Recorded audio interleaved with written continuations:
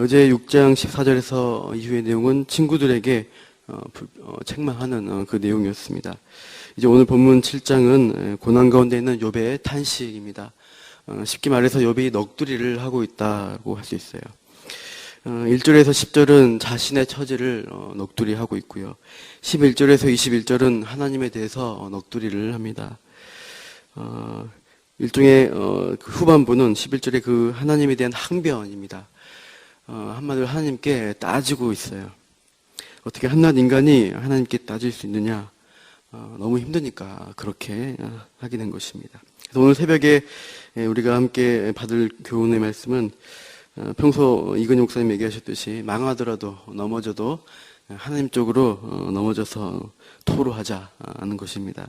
욥은 7장을 통해서 고난 가운데 있는 인간의 실상을 말하고 있습니다. 먼저 일반적인 사람의 모습에서 구체적인 또 자신의 모습으로 고난의 문제로 들어가는 것을 우리가 볼 수 있습니다. 1절에서 2절 보시면 이 땅에 사는 인생에게 힘든 노동이 있다, 고역이 있다라고 말합니다. 힘들게 노동해야 살아가는 대표적인 부류가 누구냐? 그 당시로 종, 품꾼이다. 그래서 머슴 같은 사람이다 하는 거예요.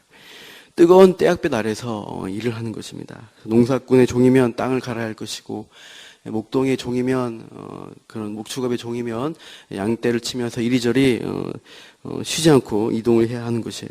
하루 일이 고되고 힘듭니다.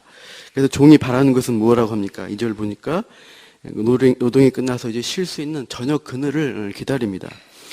삭슬 위에 일하는 품꾼은 그의 하루 품삯을 기다리는 거예요. 우리도 일하다가 많이 힘들 때가 있습니다. 힘들고 지칠 때 월급날이 되면은 그래도 보람이 있고 살맛이 납니다. 지치고 과중한 업무로 헉헉 대다가도 월급 명세서를 보면 그래도 보람을 느끼게 돼요. 그 짧은 순간을 바라보면서 많은 고난의 시간을 살아가는 것이 인생이다. 이렇게 가르쳐 줍니다. 3절에 보시면 욥이 그런 고달픈 인생의 대표자가 바로 나다라고 욥은 가르칩니다. 그래서 이와 같이 내가 하면서 여러 달째 고통을 받는다 합니다. 오늘 밤도 고달픈 밤이 작정되어 있다고 노래하고 있어요. 4절에 보시면 내가 누울 때면 언제 일어날까? 언제나 밤이 갈까? 이렇게 누워서 이 고통의 밤을 새고 있습니다.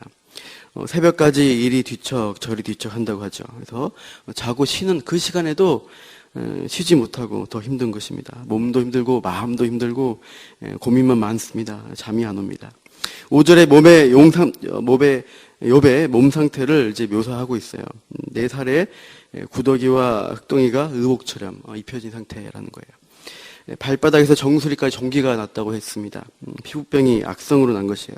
가려우니까 질그릇 조각을 가지고 그것을 막 몸을 뻑뻑 긁습니다. 상처가 더 덧나고 종기가 더 생기고 그 몸은 그 피부는 찢어졌다가 다시 봉합되었다가 터지는 그런 반복이 있습니다. 그래서 흙덩이는 이제 욥이 재 위에 앉아 있었는데 그 재나 흙덩이가 먼지 같은 게 붙었다가 또 같이 응고되는 그런 것 같아요. 그래서 딱지 위에 붙었다가 굳었다가 터지는 그러한 처참한 자신의 모습을 5절에 말하고 있어요. 이렇게 몸이 병들고 자녀들도 잃고 재산도 잃고 아내에게까지 버림받은 이 욥의 나날들은 살아도 상업 같지가 않다는 거예요. 그래서 6절에 보시면 희망 없다는 거예요. 인생이 덧없이 빠르게 지나가고 내 인생 그냥 끝나겠지. 7절에서 10절은 자기 처지를 이제 한탄하는데 방향이 조금씩 하나님을 향하는 것을 우리가 볼 수 있어요. 그래서 하나님께 말하는 것은 투입니다. 7절에 한낮 바람 같다라고 합니다. 훅 하고 바람 불면 지나가는, 그래서 지나고 나면 아무것도 없는 그런 허무한 생명이다. 자기 생명을 그렇게 가리켜요. 사라져 없어져 버리고 나의 눈이 행복을 이제 볼 수 없다는 거예요. 참된 삶, 생명을 보지 못하고 또 그 다른 사람도 그 눈도 나를 보지 못하고 또 주의 눈조차 나를 향해도 내가 없을 것이다, 있지 않을 것이다. 왜냐? 9절에 보니까 구름처럼 사라져 없어져 버릴 거니까 라고 말합니다. 죽음의 세계, 소리라는 그 세계에 가서 보이지도 않을 것이야 라고 얘기합니다. 이런 고통스럽고 생명 없이 이미 죽은 것 같은 험한 인생이다. 그걸 토로하고 있어요. 이 답이 없는 상황이니까 답답하게 있는 것입니다. 그러다가 뭔가 속에서 치밀어 올라오는 게 있어요. 이제 욥은 하늘을 쳐다봅니다. 똑바로 하늘을 쳐다보면서 아득바득 소리쳐 치면서 이렇게 말하고 있는 것을 우리가 상상해 보시기 바라요. 욥은 이제 직접적으로 하나님께 따집니다. 11절 다 같이 한번 읽어보시죠.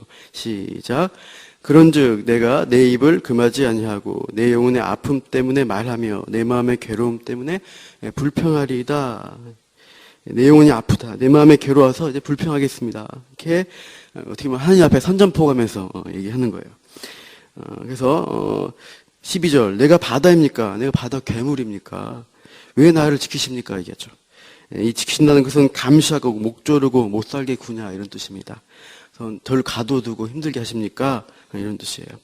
13절 14절에 보시면 잠이라고 잘 자면 좋겠는데 그 잠도 못 자게 하시는 거예요. 꿈으로 환상으로 놀라게 해서 왜 깨우십니까? 이렇게 토로해요.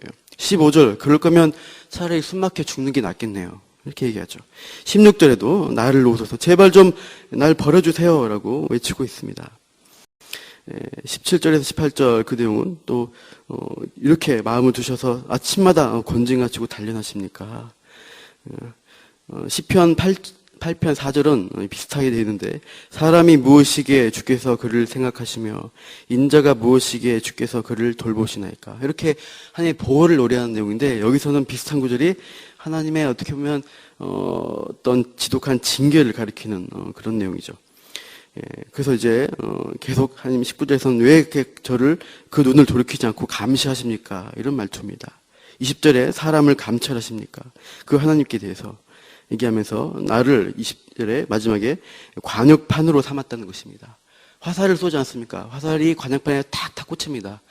근데 어떻게 욥 저한테만 자꾸 그 하나님의 징계 화살이 날아와서 저에게 고통을 주십니까? 이런 거예요. 21절에 이제 아예 좀 없어지겠습니다. 흙에 누워서 아예 그냥 없는 것으로 할 테니까 저를 찾지 마세요. 이렇게 욥은 하나님께 토로하고 있는 거예요. 이렇게 욥은 고난 가운데서 아픔, 괴로움, 그의 고달픔을 하나님께 토로하고 있어요. 우리는 어떤 교훈을 받을 수 있을까? 제가 군대에 있을 때 철원에 근무했는데 거기서 이제 한 병장 처음이었던 것 같습니다. 그 첫 달에 철책선에 탄약고를 관리했습니다. 그래서 탄약고를 인수인계될 시간이 되어서 이제 부대를 넘겨주고 철책선 나오는 그런 시기였는데 탄약고 안에 탄통에 그 실탄이 그러니까 예광탄이라고 빛이 나는 탄이 있는데 그 탄이 192발 지금도 기억이 나요. 하도 충격받아서 탄이 안 보이는 거예요. 충격을 받았습니다. 그래서 2시간 동안 아무리 뒤집어도 안 보이는 거예요. 그래서 어떻게 되는가. 그래서 이제 그러면서 든 생각은 군대에서 흔히 얘기하는 사고사례 전파가 되는 거예요. 이렇게 많은 탄을 잃어버리면 전 군대에 이제 사고사례로 전파됩니다. 그래서 혹시 헌병대 잡혀가고 이제 감옥에 가겠다. 그런 고민까지 되면서 탈행해야 되나, 도망가야 되나, 아니면 나쁘게 이제 모른 체 하고 인수인계 해주고 나중에 이제 이렇게 할까, 속일까, 그런 고민을 하게 됐어요. 심하니까, 고민이 심해지니까 자살할까, 이런 생각도 쓸데없이 했습니다. 그러다가 하나님 살려주세요. 막 기도하게 되었어요. 하나님을 찾았습니다. 그래서 어떻게 할까 계속 고민하다가 잠시 소초 갔다 오면서, 이제 계속 워검에서 기도하는데, 기도 끝에는 정직하게 처벌을 받자. 내가 인수인계 잘못했으니까. 이렇게 하고, 마지막으로 탄약고를 한번 살펴보고자 하고 갔더니, 그 다른 탄통 뒤에 그 탄이 같이 섞여 있었던 거예요. 뒤에 새겨져 있다고 표시가 된 겁니다. 그거 보고 정말 한숨 돌렸습니다. 무엇입니까? 힘들 때 하나님을 찾으면 겁니다. 힘들 때. 결국 너무 힘들면 하나님을 찾는 것입니다. 힘들어요. 괴로워요. 도와주세요. 하나님께 긴급 SOS를 치라는 것이에요. 저 죽고 싶은 만큼 힘들어요. 할 때 그때 하늘을 보고 하나님께 외치자는 것입니다. 그래서 때로는 원망스럽고 매정하신 하나님 같지만 그래도 우리의 피난처는 하나님이십니다. 하나님 살려주세요 하고 외치는 게 우리가 살 길이다. 우리가 욥의 태도를 보면서 그렇게 우리가 기도해야 하지 않나, 하나님을 붙들어야지 않나 생각이 듭니다. 이 영혼의 씨름을 오늘도 해나가시기 바랍니다. 너 예수께 조용히 나가 내 마음을 쏟아놓으라. 당장 응답이 없을 것 같아도 은밀한 중에 보시는 하나님 믿고 우리가 계속 기도의 자리로 나가서 하나님께 우리의 문제들을 토로하시기 바랍니다. 기도 제목 나누겠습니다. 특별히 어려움에 처한 사람들 신앙으로 하나님 앞에 더 나아가는 일을 멈추지 않도록 격려하고 기도해 주시기 바랍니다. 몸이 아픈 성도들 많이 있습니다. 암이나 여러 가지 질병 가운데 계신 분들, 또 경제적으로 어려움 당하신 분들을 위해서 생각하시며 우리 지체를 위해서 기도해 주시고 다음 세대를 위해서 기도해 주십시오. 다음 주 금요일부터 이제 한 주간 후에 유년부, 초등부, 또 중고등부 여름 사역이 진행이 됩니다. 아이들이 하나님을 경험할 수 있도록 기도해 주시기 바랍니다. 기도하고 마치겠습니다. 하나님, 이 시간에 우리가 욥의 고난의 또 목소리를 들었습니다. 힘들고 지친 그 상황 가운데 하나님이 원망스러워도 그래도 하나님 앞에 나아가서 토로하고 하나님의 도우심을 구하는 그 마음을 우리가 봅니다.